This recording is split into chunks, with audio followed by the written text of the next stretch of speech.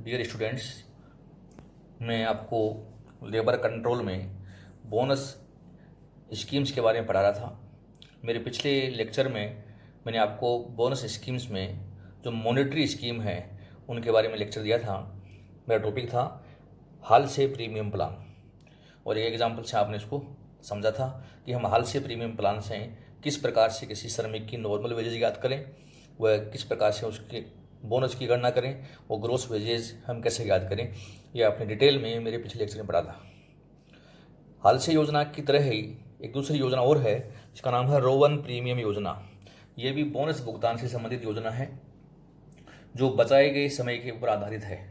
अर्थात इस योजना में भी हम श्रमिकों को परमाप्त समय तय करते हैं, और यदि कोई श्रमिक अपने परमाप्त समय में से समय बचाता है तो बोनस का हकदार होता है। तो इस योजना के बारे में आज आप डिटेल में स्टडी करेंगे। स्टूडेंट्स, रोवन प्रीमियम योजना के बारे में हम विस्तृत जानकारी प्राप्त करना चाहते हैं। यह प्रीमियम योजना 1898 में ग्लासगो में जेम्स रोवन द्वारा लागू की गई थी। मतलब ये एक इंजीनियर थे जिन्होंने अपनी कंपनी में ये 1898 में ये योजना लागू की थी। इस योजना के अंतर्गत भी उपकार्यों को पूरा करने के लिए परमाप्त समय हम तय करते हैं। अर्थात मजदूरों को एक टारगेट देते हैं कि इतने समय में ये कार्य पूरा करना है। तो जो समय हमने दिया है वो परमाप्त समय या मानक समय के नाम से जानते हैं, अर्थात स्टैंडर्ड टाइम, तथा समय अनुसार मजदूरी की गारंटी देती है। इस योजना में हम समय अनुसार मजदूरी अर्थात जो भी टाइम रेट वेजेज है वो भी इसमें गारंटी दी जाती है। इस योजना के अंतर्गत भी श्रमिक परमाप्त समय से कम समय में अपना कार्य पूर्ण कर ले तो वह बोनस प्राप्त करने का अधिकारी हो जाता है। जैसा कि आपने स्टूडेंट्स देखा था, हाल से योजना में परमाप्त समय से कम समय में कार्य करेगा तो बोनस प्राप्त करता है। तो ठीक इसी प्रकार से इस योजना में भी परमाप्त से कम समय में कार्य पूरा कर ले तो हमारा मजदूर बोनस प्राप्त करने का अधिकारी होगा। तो इस विधि में नॉर्मल वेजेज का सूत्र वही है, hours worked into rate per hour, अर्थात समय अनुसार मजदूरी का भुगतान जो करते हैं वही फॉर्मूला सामान्य मजदूरी ज्ञात करने का है। बोनस की गणना जब हम करें तो हम टाइम टेकन अर्थात मजदूर ने अपना कार्य कितने समय में पूर्ण किया, इसको हम एक्चुअल टाइम भी कहते हैं, इनटू टाइम सेव्ड अर्थात जो समय बचा लिया। परमाप्त समय से जितने कम समय में कार्य पूरा किया है वो हमारा टाइम सेव होता है। इसको हम स्टैंडर्ड टाइम में से टाइम टेकन घटा दें तो टाइम सेव हमारा आ जाता है, डिवाइड बाई स्टैंडर्ड टाइम जो मानक समय हमने मजदूर को कार्य करने के लिए दिया है वो, और इनटू रेट पर आवर। इस फॉर्मूले से हम बोनस की गणना कर सकते हैं। स्टूडेंट ध्यान रखिए, यदि कोई श्रमिक समय बचाता है तो ही बोनस मिलेगा, अन्यथा उसको किसी प्रकार का बोनस नहीं मिलेगा। ये आपको ध्यान रखना है। बचाए गए समय पर ही बोनस का हकदार हो, अन्यथा बोनस नहीं मिलेगा। नॉर्मल वेजेज की गणना जब हम करें और बोनस की जब गणना कर लें तो इन दोनों का योग वो ग्रोस वेजेज कहलाती है, नॉर्मल वेजेज प्लस बोनस। तो हमारा नॉर्मल वेजेज का फॉर्मूला जो हाल से में था वही रोवन योजना में है, ग्रोस वेजेज का फॉर्मूला जो हाल से प्लान में था वही रोवन में है। दोनों में अंतर केवल बोनस की गणना में है। हाल से योजना में हमने बोनस बचाए गए समय का 50% दिया था, और रोवन योजना में इस सूत्र के हिसाब से बोनस की गणना की जाती है। मैंने आपको हाल से योजना में जो एग्जाम्पल दिया था उसी एग्जाम्पल को मैं रोवन योजना से समझना चाहता हूँ। जैसे स्टैंडर्ड टाइम हमने लिया था 30 घंटे, रेट पर आवर 10 रुपये, टाइम टेकन इन आवर्स। हमारी फैक्ट्री में ए मजदूर ने 30 घंटे में काम किया अपना, बी ने 20 घंटे में, सी ने 15 घंटे में, डी ने 10 घंटे में, ई ने 5 घंटे में, और एफ ने अपने दिए गए समय से भी अधिक समय लिया, अर्थात 32 आवर्स में इसने अपना काम पूर्ण किया। तो ऐसी स्थिति में प्रत्येक मजदूर की नॉर्मल वेजेज क्या होगी, बोनस क्या होगा, ग्रोस वेजेज क्या होगी, पर आवर रेट क्या होगी, ये हम रोवन प्लान से कैसे याद करें, ये हमें आज विशेष रूप से समझना है। डियर स्टूडेंट्स, आप देख रहे हैं ए ने अपना काम 30 घंटे का था, 30 घंटे में पूरा किया। तो नॉर्मल वेज निकालने के लिए आवर्स है हमारे 30 इंटू रेट है हमारी 10 रुपया, 30 गुना 10 बराबर 300 रुपये, ये ए की मजदूरी होगी। ऐसे बी की निकाल लेते हैं। बी ने अपना काम हम देख रहे हैं कि 20 घंटे में पूरा किया, तो 20 इंटू 10, तो बी की मजदूरी हो गई 200 रुपये। सी ने अपना काम 15 घंटे में पूरा किया तो 15 इंटू ₹10 अर्थात नॉर्मल वेजेज 150 रुपये होगी। डी ने अपना काम 10 घंटे में किया, रेट प्रति घंटा 10 रुपये है, 10 गुना 10 बराबर 100 रुपये इसकी वेजेज हो गई। ई ने अपना काम 5 घंटे में पूरा कर लिया, अर्थात ये तो बहुत ही फास्ट वर्कर है, 10 घंटे में किया तो इसकी वेजेज कितनी बन गई, केवल 50 रुपये। और एफ बहुत स्लो वर्कर है, इसने अपना काम 32 घंटे में पूरा किया तो 32 इंटू ₹10 बराबर 320 रुपीज़। स्टूडेंट आप देख रहे हैं कि मैंने नॉर्मल वेजेज निकाली है, हमारा formula hours work into rate per hour, अर्थात इस सूत्र से हमने गणना कर ली। तो ये आवर्स वर्क हैं 30, 20, 15, 10, 5 और 32 और रेट पर आवर 10 रुपये जो समय अनुसार मजदूरी में आती है, और नॉर्मल वेजेज हमने इन मजदूरों की निकाल ली है। ये नॉर्मल वेजेज हमारी हाल से योजना में भी हमने इसी प्रकार से निकाली थी, दोनों में किसी प्रकार का कोई फर्क नहीं है। परिवर्तन यदि आएगा तो वो बोनस में आएगा। तो अब हम ज्ञात करते हैं बोनस की गणना। बोनस की गणना करने के लिए हमारा फॉर्मूला है time taken into time saved upon standard time into rate per hour, इस सूत्र से निकालेंगे। तो हम ए मजदूर की बात करें, ए ने 30 घंटे का समय दिया था, 30 घंटे में काम किया तो कोई बोनस नहीं मिलेगा इसको, अर्थात ए का बोनस नील है। ए ने समय नहीं बताया तो इसको कोई बोनस नहीं मिलेगा, अर्थात मैं इसमें डैश लगा देता हूँ। बी व्यक्ति को ने अपना काम 20 घंटे में पूरा किया है, तो एक्चुअल टाइम है हमारा 20 इंटू टाइम सेव्ड, इसने 30 में से 20 घंटे में काम कर दिया, 10 घंटे बचा लिए, और स्टैंडर्ड टाइम है इसका 30 और रेट पर आवर है ₹10। तो हम इसकी मजदूरी बोनस की गणना कर सकते हैं। 20 रुपये हमारा एक्चुअल टाइम था, टाइम टेकन, टाइम सेव हो गया 10 घंटे का, स्टैंडर्ड टाइम है 30 रुपये का, और इसको प्रति इकाई रेट से गुना करते हैं, मजदूरी की रेट है 10 रुपये प्रति घंटा, तो गुना करने पर हमारा बोनस आता है इसका। बी मजदूर का कैलकुलेट हम करें 2000/30 बराबर 66.66, 66.66, ये बी का बोनस आ गया। बात करिए सी मजदूर की। सी ने अपना काम किया है 15 घंटे में, तो टाइम टेकन है 15 आवर्स, तो टाइम सेव भी 15 आवर्स ही रहेगा इसका। स्टैंडर्ड टाइम है 30 आवर्स और रेट पर आवर है 10 रुपया। 15 घंटे में काम किया, 15 घंटे बचाए, स्टैंडर्ड टाइम 30, रेट प्रति घंटा है 10 रुपया। तो इनका कैलकुलेट अगर हम करें तो ये 2 से कट गए और ये अमाउंट आ गई 75 रुपीज़, अर्थात मिस्टर सी का बोनस है 75 रुपीज़। हम बात करते हैं डी की। डी ने अपना काम 10 घंटे में पूरा किया है, तो एक्चुअल टाइम 10, टाइम सेव इसने ज़्यादा कर लिया, 30 में 10 घटा दीजिए, टाइम सेव 20, स्टैंडर्ड टाइम है 30 और रेट प्रति घंटा 10। तो इसको जब हम कैलकुलेट करें तो 2000/30 हो गए डी का, और सेम अमाउंट आ गई ऊपर वाली 66.66, ये बोनस बन गया मजदूर डी के लिए।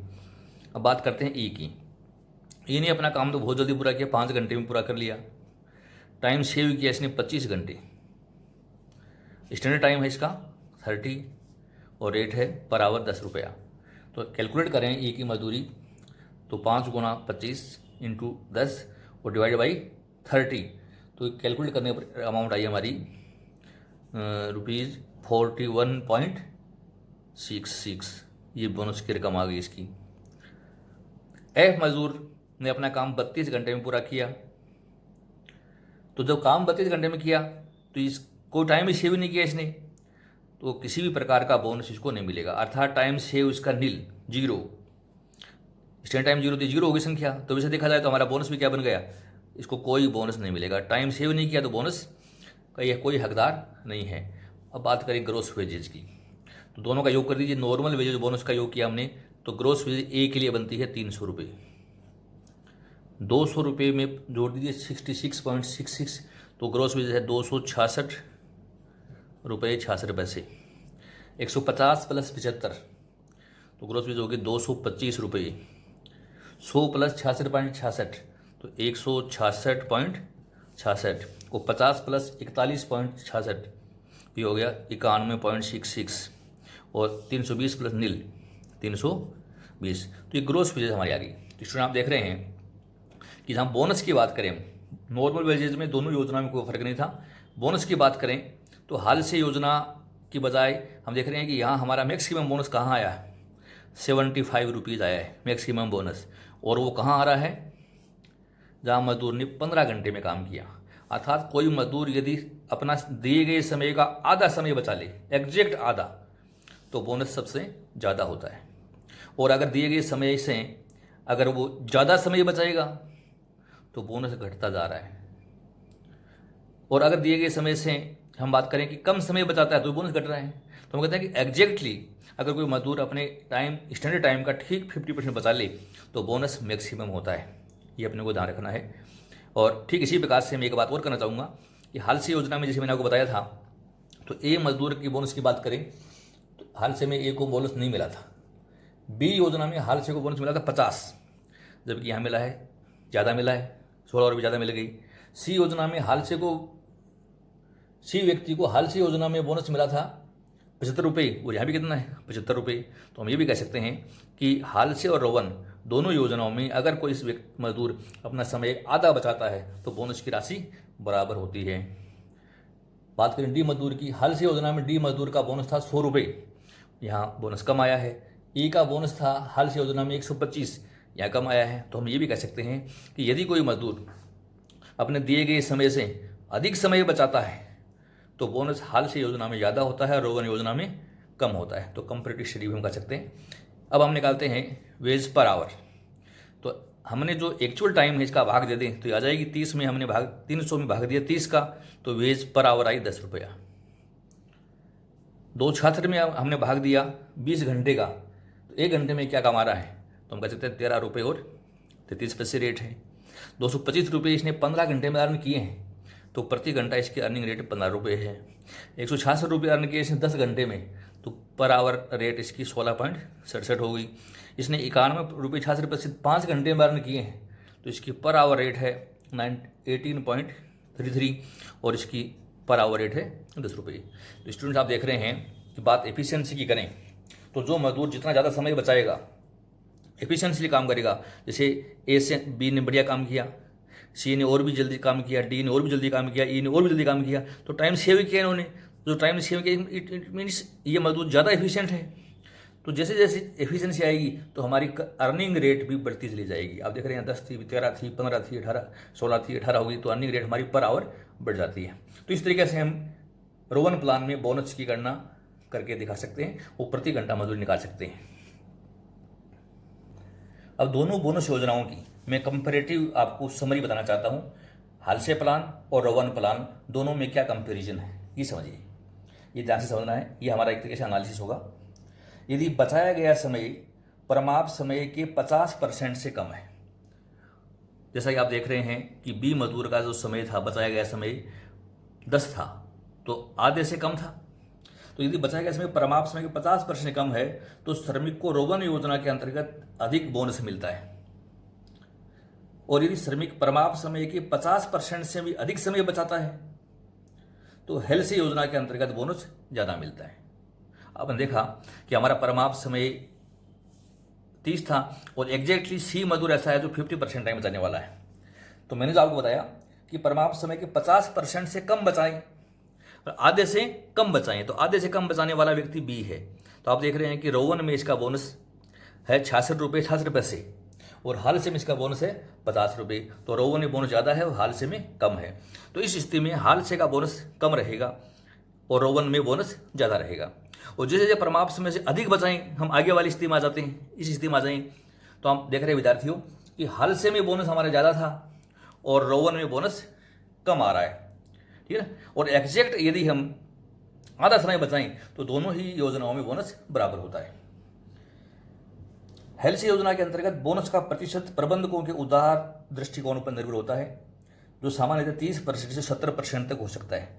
मैंने अपने एग्जाम्पल में 50% बोनस आपको बताया था।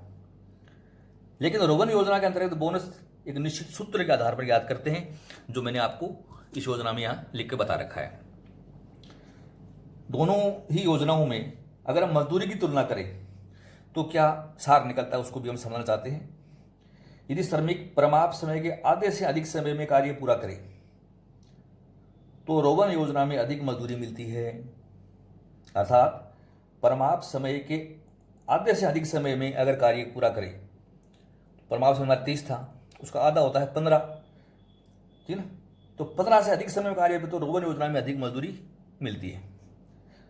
यदि श्रमिक परमाप्त समय के आधे समय में कार्य पूरा करे तो दोनों योजनाओं में समान मजदूरी मिलती है। जैसा मैंने बताया कि दोनों योजनाओं में सी मजदूरी की मजदूरी बराबर है। यदि श्रमिक परमाप्त समय के आधे से भी कम समय में कार्य पूरा कर ले तो हाल से योजना में बोनस और मजदूरी अधिक मिलती है। हाल से योजना की कुल मजदूरी अधिक हो जाती है। तो इस तरीके से हम बोनस योजनाओं में दो योजना हमने पढ़ी हैं, रोवन योजना और कल के लेक्चर में थी हाल से योजना, और एक योजना और आती है व्यक्तिगत बोनस योजनाओं में जिसका नाम है इमर्सन कार्य कुशलता योजना। वो मैं आपको अगले लेक्चर में समझाऊंगा कि किस प्रकार से हम इमर्सन योजना में सामान्य मजदूरी और बोनस की गणना कर सकते हैं। तो डियर स्टूडेंट्स, आपने मेरा लेक्चर ध्यान से सुना, इसके लिए बहुत बहुत धन्यवाद। अगर आपको ये समझ में आया तो इसको आप लाइक व अपने साथियों में शेयर कीजिए और मेरे चैनल को सब्सक्राइब कीजिए। Thank you so much.